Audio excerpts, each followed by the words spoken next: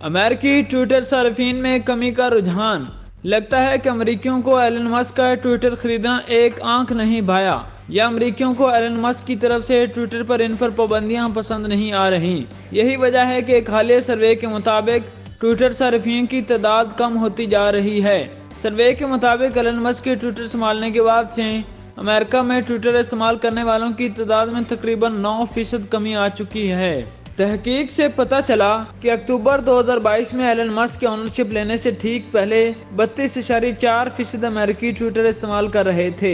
دسمبر اور جنوری میں یہ تعداد کم ہو کر 29.5% ہو گئی۔ یہ سروے امریکہ کی 4 بڑی یونیورسٹیوں، جس میں ہارورڈ اور رٹگرز یونیورسٹیاں بھی شامل ہیں، کے اشتراک سے تقریباً 25,000 امریکیوں سے سوال جواب کے ذریعے مکمل کیا گیا۔ یہ امریکی ادارے رائے عامہ کی رائے شماری اور سماجی سائنس پر رپورٹ شائع کرتے ہیں۔ سروے کے نتائج کے مطابق ٹویٹر صارفین کی کمی زیادہ تر ڈیموکریٹس کی تھی، جنہوں نے آزاد امیدواروں یا ریپبلکنز کے مقابلے زیادہ رفتار سے ٹویٹر چھوڑا۔ دوسری طرف انسائڈرز انٹیلیجنس نامی بین الاقوامی تحقیق ادارے نے اندازہ دیا ہے کہ ٹویٹر کے صارفین کی تعداد میں سال 2024 تک نمایاں کمی متوقع ہے۔ یہ ادارہ ٹویٹر صارفین کی تعداد اس کے استعمال پر سال 2008 سے نظر رکھے ہوئے ہے اور وقتاً فوقتاً اس پلیٹ فارم کے صارفین کے بارے اپنی تحقیق جاری کرتا رہتا ہے۔ ادارے کی تحقیق کے مطابق اچانک سے ختم نہیں ہو جائے گا، بلکہ صارفین آئندہ سالوں میں یہ پلیٹ فارم چھوڑنا شروع کر دیں گے، کیونکہ وہ تکنیکی مسائل